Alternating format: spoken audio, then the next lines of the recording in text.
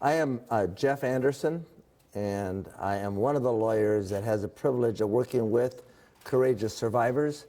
I stand here with Mike Reck, another one of the lawyers with our firm, and two very courageous survivors. Jeanne Marron, to my right, and to my left, excuse me, Monica Perez Jimenez. And their spellings are over here to my right.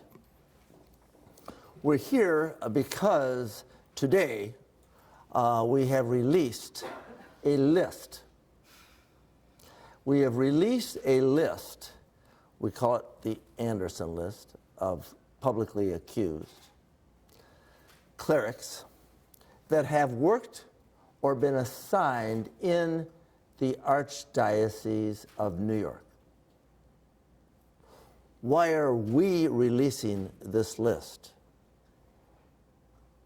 of over 100 clerics and religious that have violated children?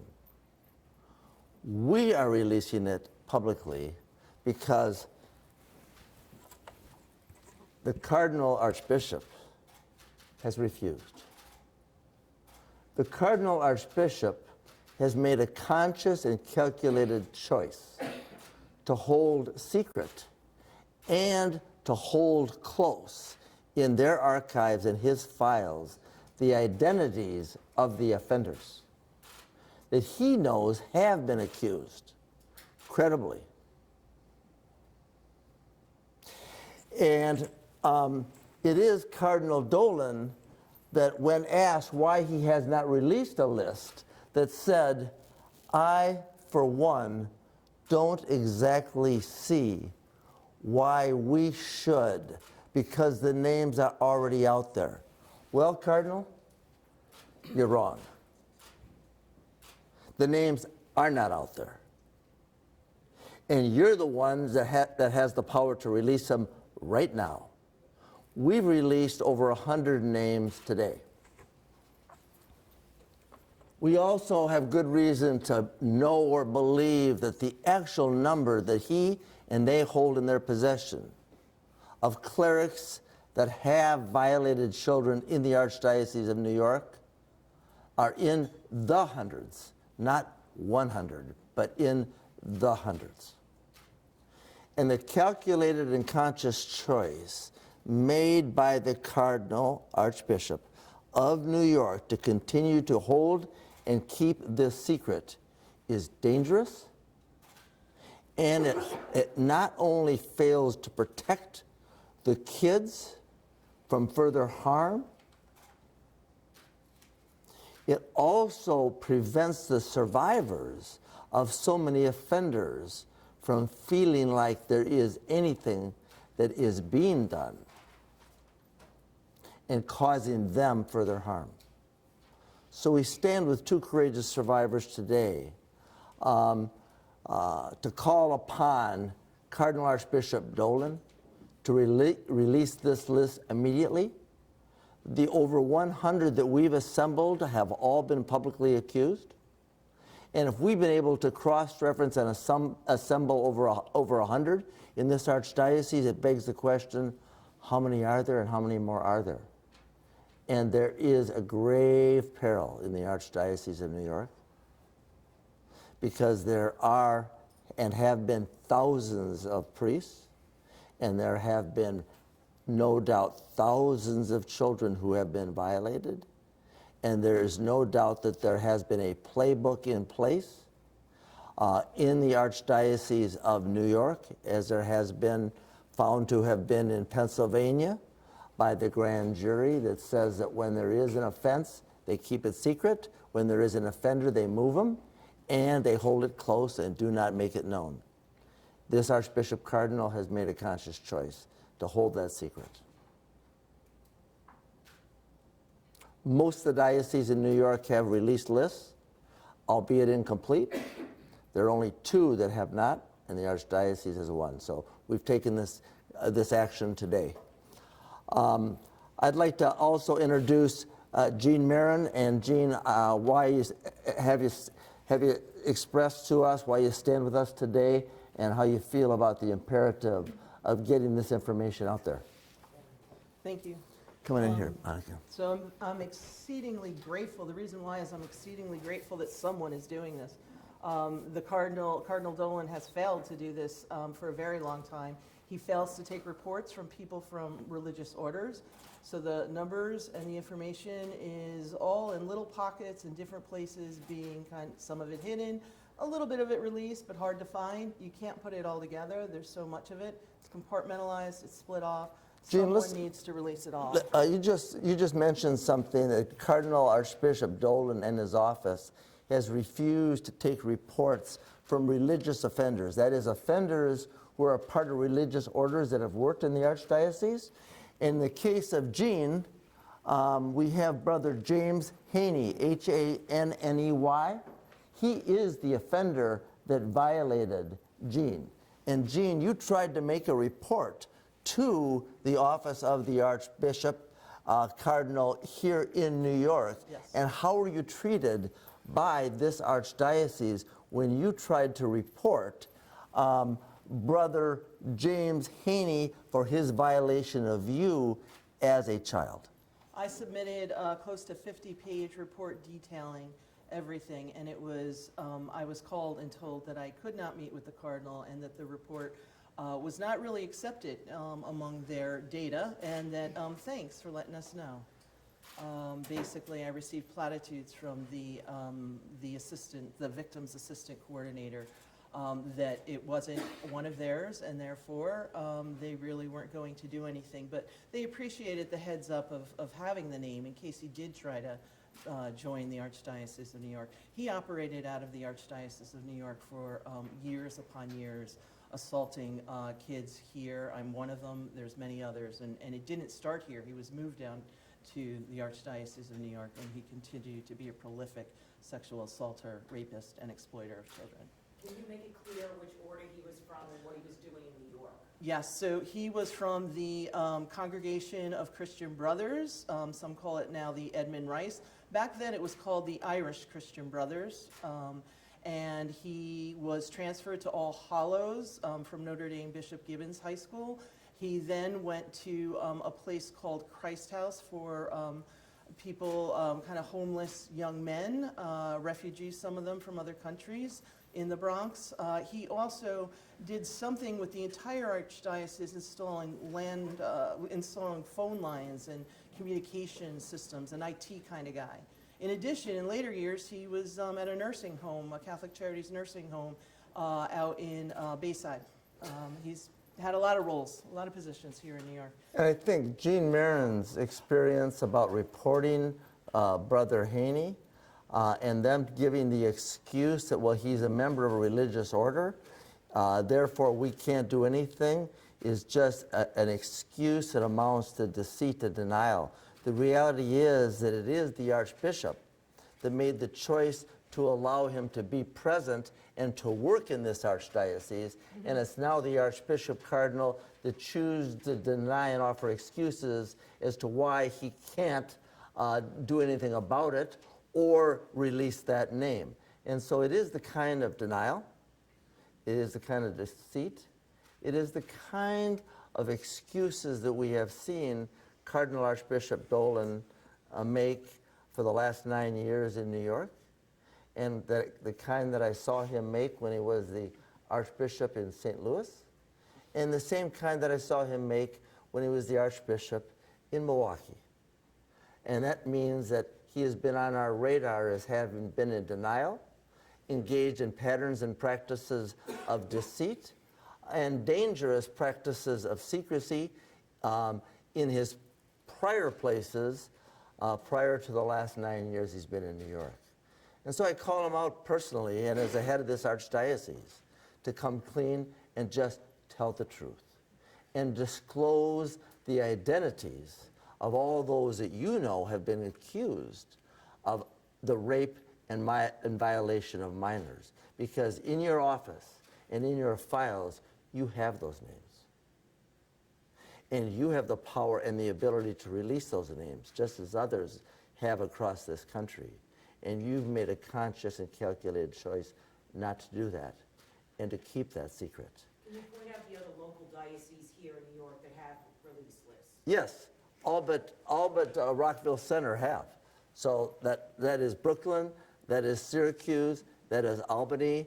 Ogdenburg has recently released, and that is also Buffalo's continues to. Buffalo has, and Rockville Center and New York have not.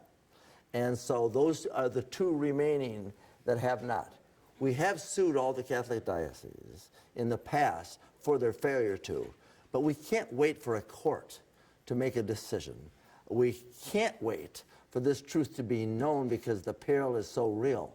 And it is also so harmful for the survivors that know they're still holding and harboring these secrets and these offenders. And not knowing where they are and who they are causes even more harm. Yes.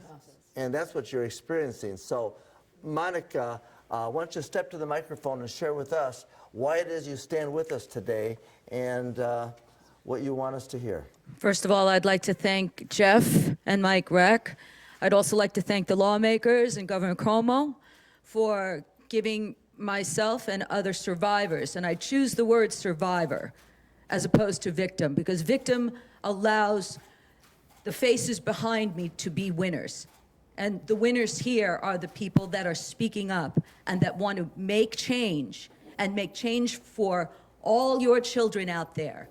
We do this, I do this today to make sure that not another little girl goes through what I went through. And I'm one of 10, at least, in a school that is one of the schools that you all probably want to send your children to. I also happen to be the daughter of the president of Venezuela. So that being said, if it can happen to me, it can happen to anybody.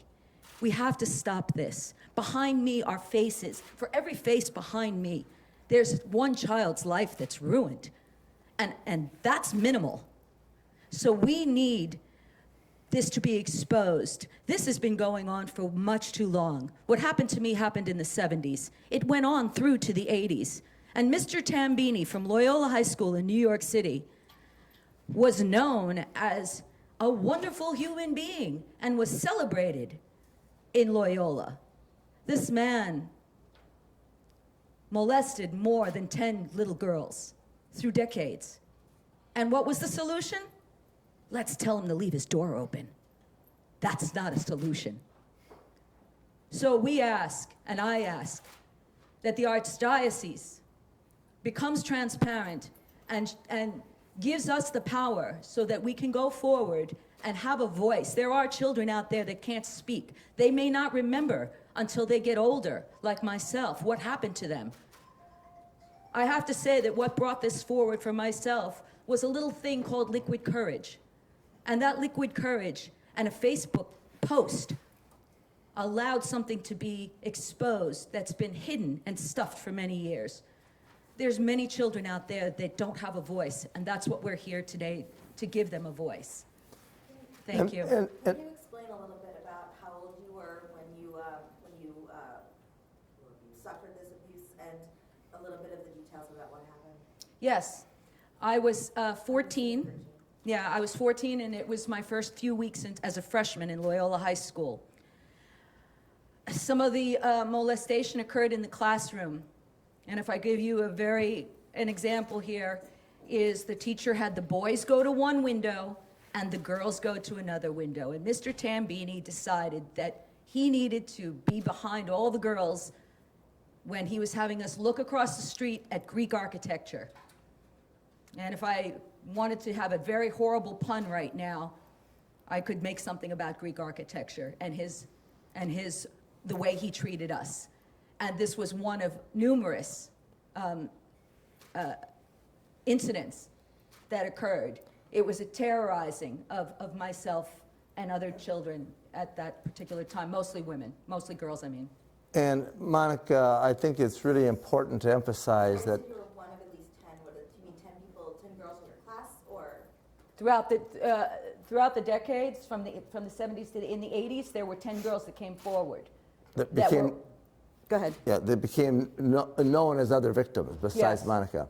So he was kind of like rubbing up against the girls and getting. Amongst other things, yeah. And so what happened to me, there were things that were worse that happened to other girls as he was allowed to still teach in that school. So this was allowed from the 70s to the 80s and onward. And then Mr. Tambini was, I'm sure, with a wonderful letter of recommendation, was sent to another boys' school.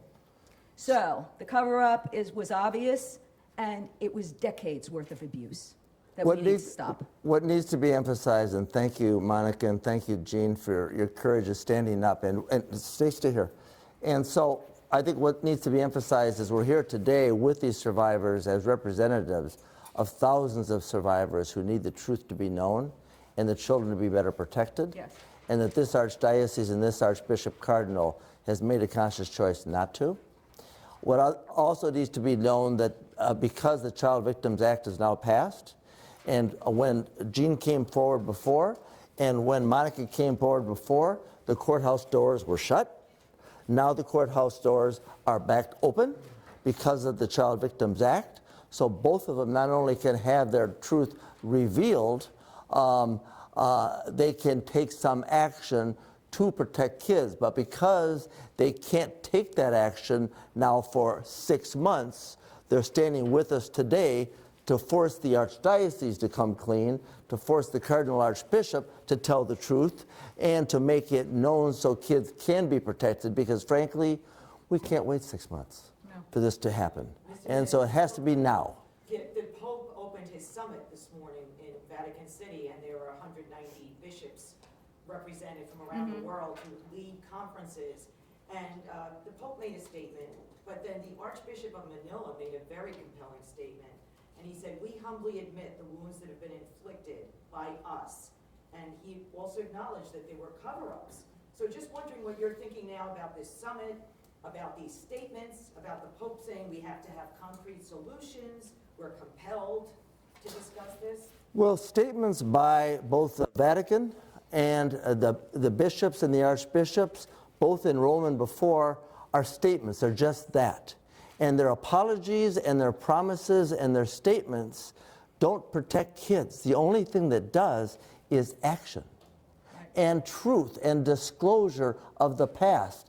And until they come clean with all the names of all the offenders they know both are out there dead and alive, until they come clean and disclose those files that reveal who concealed it and who was complicit in those crimes, the peril remains. So those words and those promises made by those bishops and the Vatican to this day are just that. They're promises and pledges that don't protect kids. And the only thing that does is action and a full disclosure and excavation of the truth. And until that is done, the peril remains. Out of the 100 faces we see up there, were any of them prosecuted criminally, or were there settlements on a number of them? Yeah, the data that we assembled, a lot of there were settlements that were made, and we have taken, in any settlement that we were involved in, the offender's name is revealed, and so we cross-referenced every database available across the country to discern over 100 in New York alone, and each of these have already been publicly accused, some prosecuted, some settlements made, but most never a thing done. Why? Because a long-standing pattern and practice of adhering to strict secrecy and concealment has been employed. And that's why these names have never been assembled before and or made public in one space before this time. So this is just the beginning of a disclosure that we are making involving New York Diocese and the Archdiocese of New York. It's not the end. Two questions. First of all of these names, are any of them new today, or have they all been publicly revealed before today? And then second question is that you said all of these over 100 names. First of all, exactly how many are there? And then you said all of them either worked with or in the Archdiocese of New York. Does that mean all of them were publicly accused when they were working within the Archdiocese of New York, or could they've also been accused elsewhere and then happened to work with? So there are two questions. How many? What's the exact number that we have disclosed? That's on our press release. I don't have it in my head. It's over 100. It's over 100. I don't know the exact number. And all of these names are clerics who have worked in or been assigned in and who have been publicly accused for child sexual abuse or rape.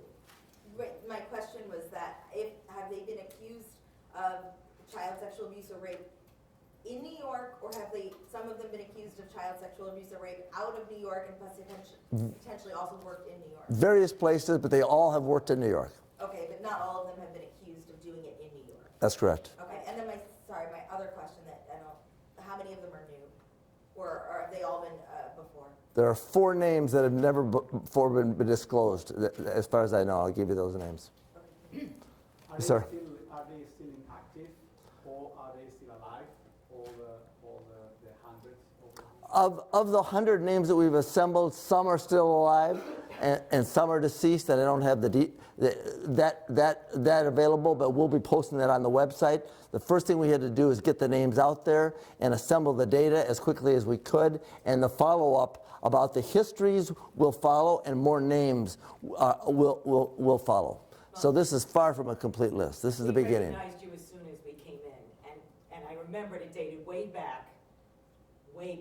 Can you tell us when you started and the very famous figure that Well, you tried to hold accountable? I started working with survivors and brought the first case against the Roman Catholic Church in Archdiocese of St. Paul, Minneapolis in 1983.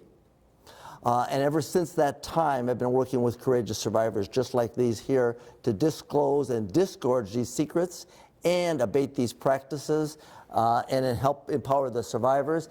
And in 1990, where is Bruce Ritter? He's on the first board. In the first board over here? Second at the top, I think. There's Bruce right there. Okay. In 1990, I sued Bruce Ritter, who founded the Covenant House and who was a Franciscan who was assigned to New York and founded the Covenant House that brought homeless kids in and gave them so-called safety. But he also violated dozens of kids. And when we sued him in 1990, the case was dismissed. But before it was dismissed and after that suit, the Franciscans and the Archdiocese of New York allowed Bruce Ritter to leave New York and to leave Covenant House and to go to India and continue to minister in India until his death. That was 1990. That was 28 years ago. I stood here at this very podium a week ago with Daryl Basile, that survivor I stood with in 1990 to expose Bruce Ritter, to expose the Covenant House. And what did the Archdiocese do in 1990? They gave him cover. They allowed him to deny the abuse. There were multiple kids that came forward, and they allowed him to continue ministry until his death in India and stood by him. He also was awarded the Presidential Medal of Honor of some kind. And so it speaks to what was, and unfortunately, it speaks to what is today. And I would love to be able to say that I believe that the kids in the Archdiocese of New York are much safer today than they were in 1990. I can't. I would love to be able to say that the most prominent leader in the US of A, who is a cleric, Cardinal Archbishop Dolan, has been a leader when it comes to child protection and has done the most. And it's my experience and it's my belief that he has done the least. Did you say if you know if any of these people of these 100 and so names are still active in the Archdiocese, in New York or elsewhere? It's my belief that they're not, and we're investigating one right now. And I have to check on that, and because I'm not sure about that, I have to follow up on that, because I just got some information this morning that we may have somebody that still is in ministry by the name of Paddock that is on this list that shouldn't be. And if he is, action should be taken. There was something I saw this week, I thought, but I covered the police officer's funeral yesterday. But I thought I saw something this week where there was a reference to Barbara Jones, the person that is supposed to be reviewing all the cases. Did something happen this week with that? This last year, Cardinal Dolan said that he hired Barbara Jones to do a review. But when he said he hired Barbara Jones to do a review, he was also asked, is he going to release the list of these names? And the answer is no. And is he going to do anything public with that? The answer was no. So to say that you're hiring somebody to look at what you have is not progress. It's just more secrecy and more of the same. So little or nothing has been done in this archdiocese to actually protect the kids and come clean and tell the truth about what has been. And if until you own it and tell the truth about what has been, it will continue, and the concealment and the cover-up and the denial and the deceit is the coin of this realm, I'm sad to say. Mike Reck, what say you to this? Thanks, Jeff. You know, there's an important aspect of this that's come up with, Monica, come here for a second, please. Yeah. That's come up with Jeanne, come on Monica's over here. case. Stand And nice. Monica was not abused by a priest. Monica was abused at a Catholic school in the Archdiocese of New York under the Cardinal's authority, run by the Jesuits. Her perpetrator was a legend at that school, but he was not a priest.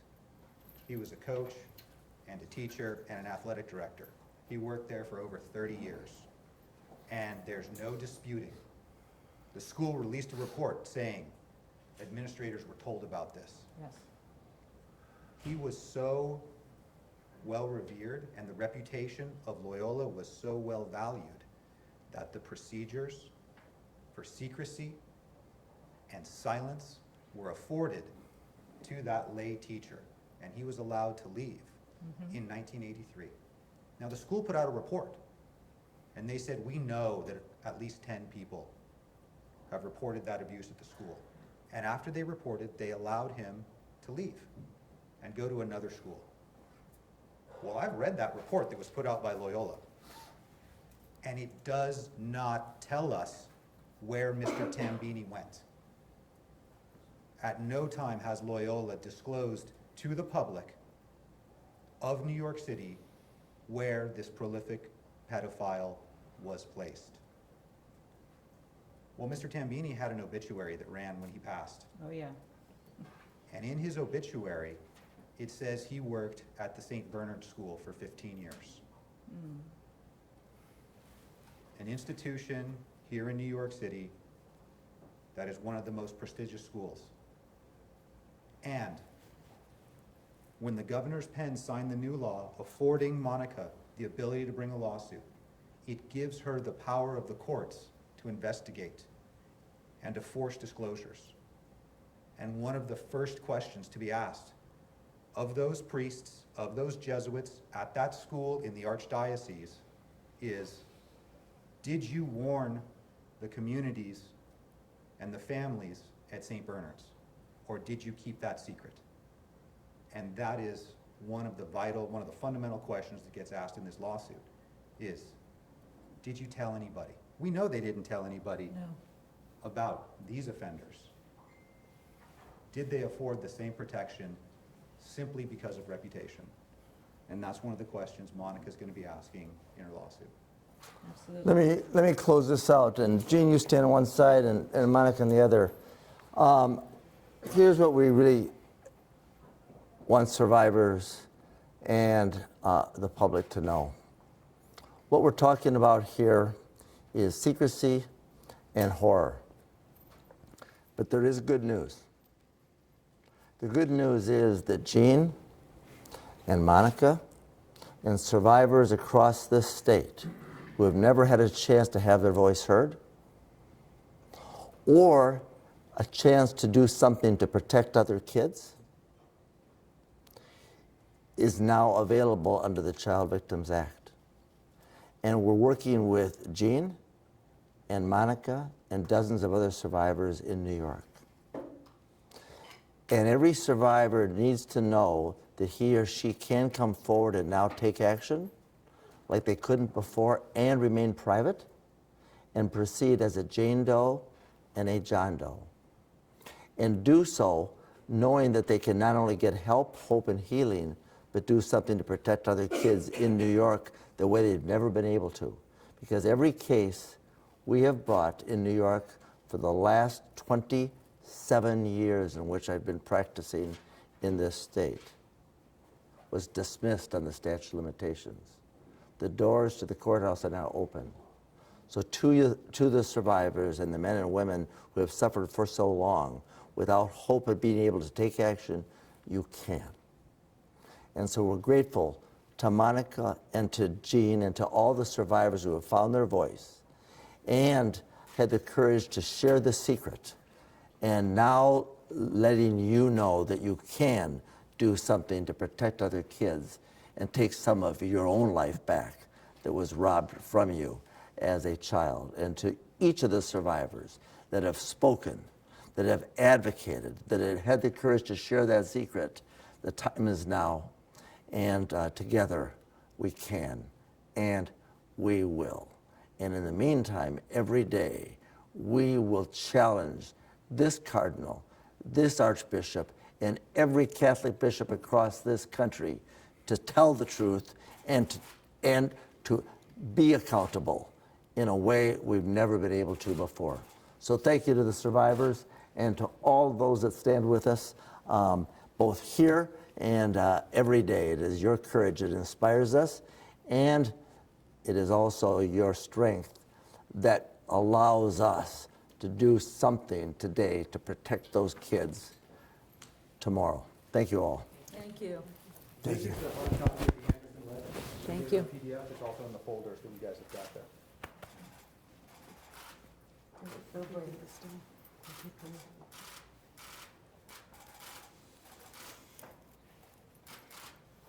They're doing it. That's right. We're working on their cases now, and many others like them, and in a few months, they'll have the power and the opportunity to bring the very actions that they couldn't before. There they are. That's right. Thank you. Thank you. Thank you.